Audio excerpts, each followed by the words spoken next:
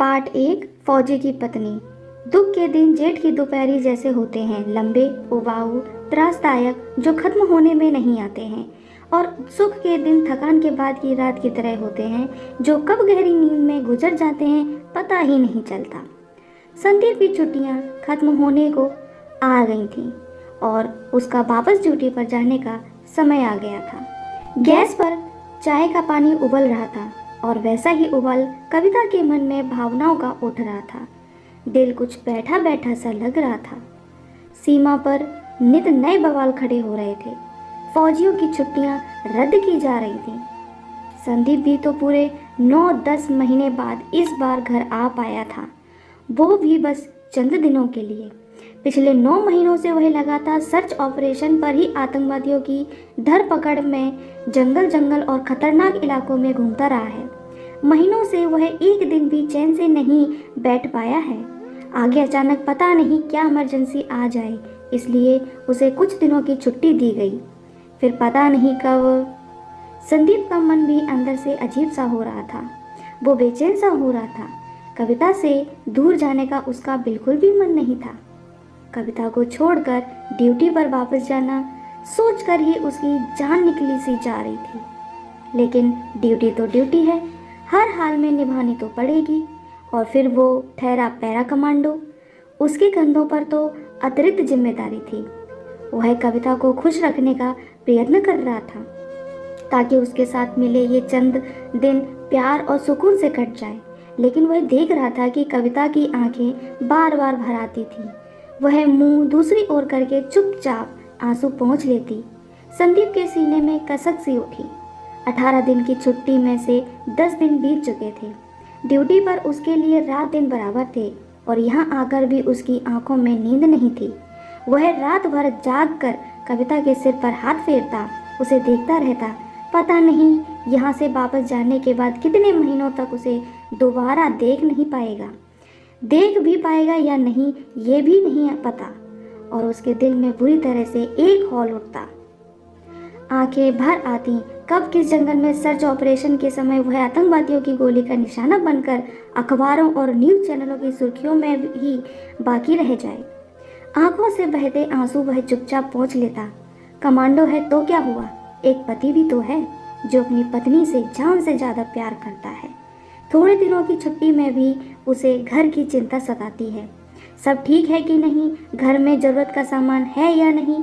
उसके चले जाने के बाद कविता को परेशान न होना पड़े, हर संभव वह कविता को हंसाने की कोशिश करता रहता है, माहौल सामान्य बनाए रखने का प्रयत्न करता। कविता का भी चेहरा सामान्य रहता। वह अपने पति के साथ दिन भर हंसी खुशी रहती, लेकिन दिल अंदर से बुरी तरह धड़कता रहता। घड़ी के कांटे को आगे बढ़ते देख कविता का मन करता समय को यहीं रोक ले। हर क्षण उसके मन की आकुलता बढ़ती जाती। मिलन के क्षण हर पल के साथ कम होते जा रहे हैं। जब भी संदीप के फोन की घंटी बजती, उसके चेहरे पर तनाव घिर आता और कविता का दिल आशंका से धड़क उठता। कहीं किसी इमरजेंसी के कारण वापस तो नहीं बुला रहे। पति से मिलन के समय में खुशी के साथ ही एक फौजी की पत्नी के मन में आशंका की तलवार भी सिर पर सवार रहती है। क्या करें, एक फौजी की लाइफ ऐसी ही होती है। कविता ने घर पर अखबार मंगवाना भी बंद कर दिया था। टीवी पर न्यूज़ भी वह नहीं देखती। क्या फ़ायदा, बुरी खबरें देखकर मन और दुखी होता रहता। जब भी समय मिलता संदीप फ़ोन पर अपनी आवाज़ सुनाकर उसे आश्वस्त कर देता। एक बार बात हो जाने पर वह दोबारा बात होने के इंतज़ार में अपना समय काटती रहती।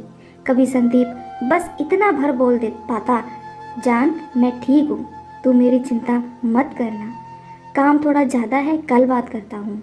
और एक फौजी की पत्नी समझ जाती कि कौन सा काम, अर्थात आज भी कहीं घुसपैठ की आशंका, आज भी दिन भर और रात भर जंगलों और पुराने घरों में छिपे आतंकवादियों के साथ मुठभेड़, गोलीबारी, बमबारी। और कविता की सांस सूली पर टक जाती। कान एक व्यग्र प्रतिज्ञा में लग जाते कि कब फोन आ जाए और संदीप बस इतना बोलेंगे, जान मैं ठीक हूँ। गले से निवाला तो क्या, पानी का घूंट भी नीचे नहीं उतर पाता। एक बार 3 दिन तक संदीप का फ़ोन नहीं आया था। चौथे दिन रात को 3 बजे संदीप को मौका मिला उसे फ़ोन करने का। उसके ठीक होने की खबर के साथ ही पता चला 3 दिन से जंगलों में घुसपैठियों का पीछा करते हुए उसने खाना भी नहीं खाया। रात के 3 बजे दुश्मनों को मारने के बाद जंगल की लकड़ियां इकट्ठा करके उन्हें जलाकर एक बर्तन में वो लोग साथ लाए नूडल्स उबाल कर खा रहे हैं। संदीप और उसके 5 साथी कमांडो भी। कविता का जी भर आया, गले में कुछ अटक गया। चौथे दिन शाम को जब पूरा जंगल अच्छे से छान कर सभी दुश्मनों को खत्म करके संदीप ने यूनिट में जाकर खाना खाया, तब कविता के गले से रोटी नीचे उतरी। अरे ये आप क्या कर रहे हैं? संदीप को रसोई घर में कुछ काम करते देखकर कविता ने पूछा। वह अभी नहाकर निकली थी। छोले बना रहा हूँ, संदीप ने जवाब दिया। आप बैठिए ना, मैं बनाती हूँ, कविता ने प्यार से कहा। तू रोटी बना, आज सब्जी मैं अपने हाथ से बनाकर खिलाता हूँ, संदीप प्याज टमाटर काटते हुए बोला। कविता ने देखा कितना खुश लग रहा था संदीप रसोई का काम करते हुए। हमेशा ग्रेनेड और बंदूक थामकर रखने को मजबूर हाथ आज अपनी पत्नी के लिए खाना बना रहे हैं। काश ये खुशियों के सुकून के खिलखिलाहटों के पल यहीं थम जाएं और हमेशा बने रहें। क्यों कुछ लोग चैन से रहना नहीं चाहते और अपनी महत्वाकांक्षाओं की आग में बसे हुए घरों को सुहा करते रहते। संदीप की छुट्टी के 18 दिन भी बीत गए। आज रात वह वापस जाने वाला था। कविता नहाने गई तो बहते पानी के नीचे देर तक आंसू भी बहाती रही। सीने में अजीब सा दर्द हो रहा था। संदीप के सामने रोकर वह उसे कमजोर नहीं करना चाहती थी, इसलिए शावर के नीचे ही अपने मन का गुबार निकाल रही थी। रात जब संदीप को बस स्टैंड तक छोड़ने के लिए ड्राइवर ने कार निकाल ली तो कविता से फिर अपने आप को संभाला नहीं गया। वह संदीप के कंधे से लगकर सिसक पड़ी। मत जाओ मुझे छोड़कर, पगली, तू तो हमेशा मुझे हिम्मत बांधती रहती है, तू ही ऐसे कमज़ोर पड़ जाएगी तो मेरा क्या होगा? संदीप उसके सर पर हाथ फेरता हुआ बोला। मैं कैसे रहूँगी आपके बिना? आजकल तो एक पल के लिए भी चैन नहीं मिलता, हर पल एक डर लगा रहता है, कविता बिल खते हुए बोली। मेरे लिए रहना क्या आसान होगा तुम्हारे बिना? बस कुछ ही महीनों की तो बात है, सरहद और सीमा के आसपास के इलाकों में शांति हो जाए, फिर मैं तुम्हें भी अपने साथ ले चलूँगा या अपनी पोस्टिंग यहाँ करवाने की कोशिश करूँगा। अपने कमांडो पर भरोसा रखो, तुम्हारा प्यार और साथ है ना मेरे साथ, विश्वास रखो, मुझे कुछ नहीं होगा। संदीप उसे गले लगाते हुए बोला। कविता की आंखों से लगातार आंसू बह रहे थे। कविता लिपस्टिक लगाकर ना, अचानक संदीप बोला। क्यों? कविता आश्चर्य से बोली। जाना लगा कर आ, संदीप आग्रह से बोला। कविता जाकर लिपस्टिक लगाकर आई। इस पर अपने होठों के निशान देना। संदीप ने अपना मोबाइल फ़ोन कविता के चेहरे के सामने कर दिया। कविता ने अपने ओठ मोबाइल के कवर पर रख दिए। उसके लाल ओठ सफ़ेद कवर पर छप गए। अब आगे कुछ महीनों के लिए यही स्मृति संदीप का आधार बनी रहेगी। दोनों ने भगवान को प्रणाम किया। संदीप ने कविता की मांग में सिंदूर भरा, एक नज़र भर उसे देखा, मन में पीड़ा की एक लकीर खोदी और एक भयावह विचार आया, जिसे उसने बलपूर्वक